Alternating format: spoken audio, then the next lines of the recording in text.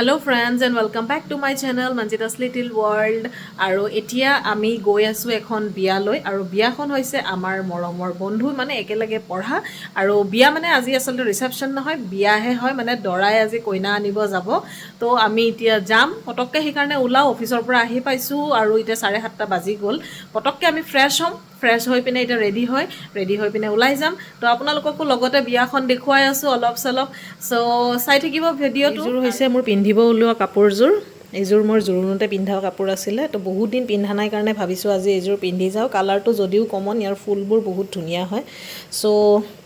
press কৰা হৈ গৈছে তো এইজোৰ এতিয়া পিন্ধিম ৰেডি হৈ লও তাৰ পিছত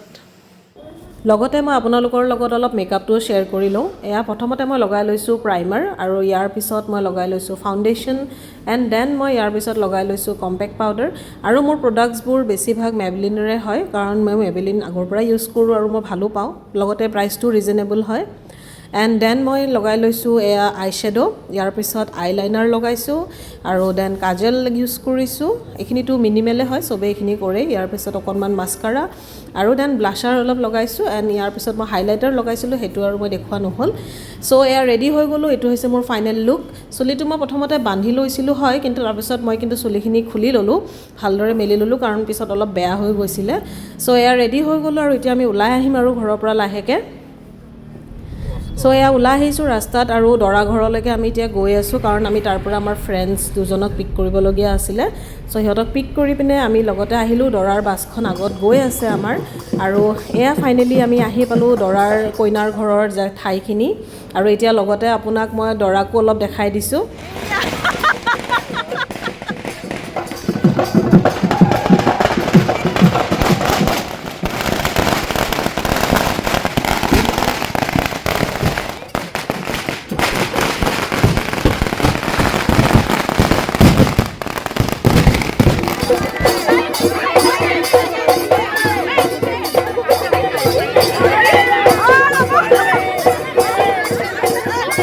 আৰু এতিয়া ইয়াতে দৰাৰ ভৰি ধোৱা নিয়মটো হৈ আছে লগতে জোতা চুৰ কৰাও হৈ আছে